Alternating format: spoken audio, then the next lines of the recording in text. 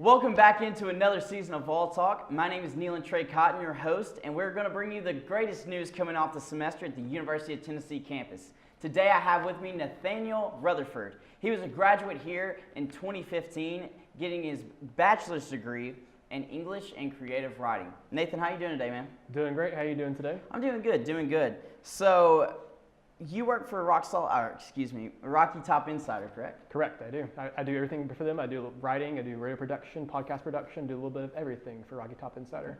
Awesome. So, coming from an English background, how did that play into you getting the job at Rocky Top Insider? Yeah, it started with me, doing the writing because that's what I love. I went to school, thought I was gonna be a professor in English, that obviously didn't pan out. So I've always loved writing. I've always loved sports. So it seemed like a natural fit. I don't know why it took me so long to figure that out, but it did. But that's what I got into originally, was doing writing, and I helped them produce the radio show there. We used to have RTI radio, so I used to do that too. That's how I got my start doing interning over at the Swain event in the morning show over at 1180 AM the VLZ. So I've just been in and around. I worked for the Daily Beacon here on campus when I was a UT student. So I've always loved writing. I've always loved sports. So it just seemed like a very natural fit. Okay. Shout out to Daily Beacon, one of our sponsors here. So going off of sports and your background in sports, there's a huge controversy right now. The University of Tennessee athletic director position. Dave Hart is leaving, but there are a couple names in the mix. David Blackburn and, of course, the admirable Philip Fulmer.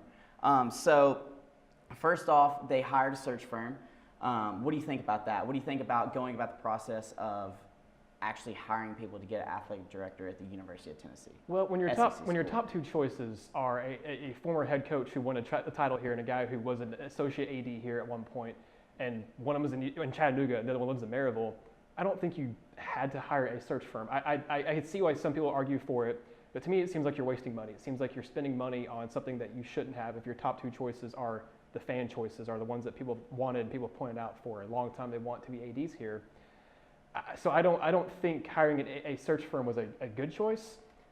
I can get it in certain respects, I guess, but to me it just seems like a waste of money. It seems like a waste of time when Philip Fulmer, your national championship winning head coach, and David Blackburn, who was here at one point, is now killing it over at UTC, are your top two choices. I think those two should have been top two all along. I think they kind of have been. I think the hiring of the search firm was kind of ridiculous. Yeah. So this has lasted a while. We haven't had the athletic director position filled in roughly 9 months, I believe.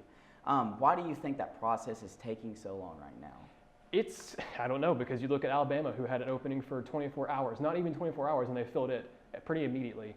I look at Florida, had more of a, I guess, kind of a natural time span. Their AD announced his resignation in June or maybe early July, and then by September, October, they had a replacement. So Tennessee, Dave Hart announced, people knew before he even announced his retirement that he was going to retire. He announced it in the summer, and we're just now getting to the point where they're thinking about hiring someone. It's not even that they're like about to hire. It's like they're still thinking about it and looking for someone. So it just seems like Tennessee has dragged their feet on this. They dragged their feet on the chancellor search too. It took them a while to actually get Chancellor Davenport in here once Jimmy Cheek announced his retirement as well, or stepping down to actually just focus on teaching. It just seemed like they were dragging their feet. To me, it seems like Tennessee, if it can be done hard, if it's supposed to be easy, they're going to say, well, this we can do this easy, but nah, let's just do this. We're going to make this hard, make this difficult. We're going to make people hate us for it. Welcome to Tennessee, folks. No. So basically, we've gotten down to our final two candidates, as we said before, Philip Fulmer, David Blackburn. Who would you like to see fill that role and why? Honestly, a combination of both, I think, is a dream scenario. I think that'd be the perfect. If you have David Blackburn as the AD, bring in Fulmer as an associate or as a football director of football operations, that'd be perfect. However, this is Tennessee. We rarely get dream scenarios happening. Not since '98 have we had a dream scenario. It seems like. So, I think Blackburn would be the best choice. I can understand Fulmer as AD. I think he would do a good job. I would trust him to bring in people around him to help him and know what he's doing, experts to help him in fields that he may not. He has knowledge of football. He has knowledge in kind of the politics around UT. He has tons of relationships here. I would trust him to bring people in to help him out with the things he may not know as well, the financial things and things like that. I think Blackburn's number one. I think Fulmer is a strong number two. I think a combination of both would be perfect, but I don't know if that's going to happen. Okay. Great conclusion on that. I believe whatever choice is made, I think we're in good hands. Philip Fulmer, he gets the athletic director position, I believe that our football program will be in great hands. But I feel as a whole, Blackburn will take care of the rest of the sports and bring in great quality coaches and staff members. So switching up the subject a little bit, a new study has came out by Dr. Sisley, an Arizona doctor that she's found studies about medical marijuana. And as we know, we live in the state of Tennessee. That's a pretty touchy subject. Arizona is also a conservative state, as we know.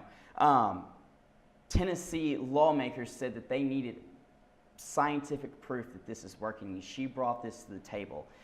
She has seen decline in PTSD in soldiers, post-soldiers, veterans, and she's also seen cancer go down. So right now, how do you see in the near future, do you see medical marijuana coming into the great state of Tennessee? Well, to work it back to a sports perspective, you see professional athletes talk about the CTE, the things they have with their concussions, their brain issues, their brain injuries.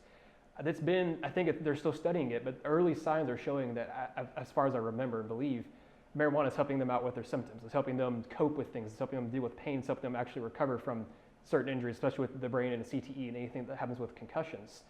I personally think that regardless if you're for it or against it, it's going to happen at some point here and kind of all the United States. You look at around the United States, we've had several states over the past couple of years make it not just medical marijuana, but recreational marijuana as well become legalized and become, look at Colorado, look at several other states as well. Some of our neighboring states, Arkansas, right, exactly. Florida. Yeah. I think it's only a matter of time. Like I said, whether you're against it or for it, I think it's only a matter of time before Tennessee, in some way, whether it's medical or recreational, does legalize it. Okay. Yeah, I'm right there with you. I believe it may not be on the upcoming vote, but I believe the one after, we're going to see a lot of changes in the state of Tennessee with medical marijuana. So a huge name is coming to Knoxville. I really admire him. He's hilarious. Daniel Tosh. He's coming April 21st. Have you ever seen Tosh Bruno? Yes. Yeah, I know. He's done the Kiffin's Crimson Corner as well, which is what Tennessee fans like him for. Oh, yeah. I feel as if he has a little bit of pull to Tennessee because of Lane Kiffin. I mean, I think so too. He made a fool out of Lane Kiffin. It was amazing. So yesterday he tweeted something along the lines of, if I come to Knoxville, hey, UT Knoxville, if I come, will I get mobbed for looking like Lane Kiffin? And UT sent back, who?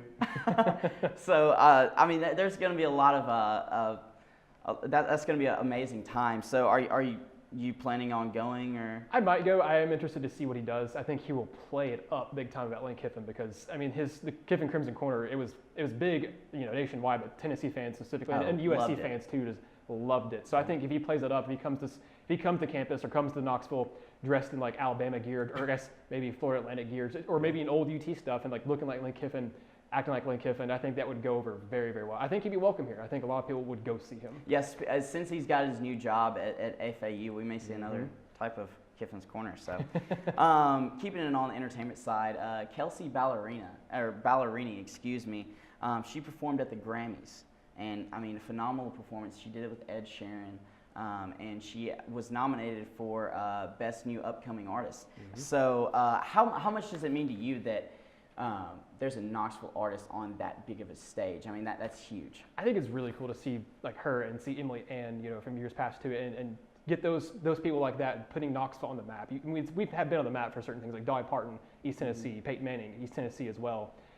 Pat Summit, East Tennessee. The two of those have been sports, and it goes Dolly with entertainment and music and just everything she does. But seeing this new wave with Kelsey Ballerini, with Emily Ann, with some of these other people, a couple of people who've been on Survivor from Knoxville as well. It's cool to see Knoxville, a town that has over 100,000 people, but it's not. It's probably like the third largest city in the state of Tennessee. It's not even the biggest city in the state of Tennessee. It's cool to see it get recognized nationally and get attention like that. And the Grammys, and that's not just a national thing. That's people watch that overseas and stuff too. It was cool to see Knoxville be up like right there in the moment, like, hey, there's a girl who has connection here to East Tennessee. That's pretty cool. Yeah, I literally turned it on, and right when I turned it on, I saw Ed Sheeran walk out, and then I heard from Knoxville, Tennessee, and I turned and I was like, Kelsey Ballerini? I was like, wow, that's phenomenal. Okay, lastly, but certainly not least, Knoxville legend Peyton Manning, he made a special appearance on Modern Family. He was playing a coach, and supposedly it was a really good segment. I didn't get to see it, but on your opinion, is Peyton Manning one of the most like seen athletes on TV right now? I think he is rivaled only by Tom Brady and LeBron James. I think those two are probably the only two that rival him right now when it comes to just popularity, not just in the States, but globally. I think LeBron may have been beat globally possibly, but when it comes to the United States, it's Peyton, Brady, and LeBron. I think those are your top three, and I don't know maybe Steph Curry, but those are the top three. I think you'd be hard pressed to find someone who doesn't know them, who's even just a casual, just sort of watching sports in general. So I think Peyton Manning.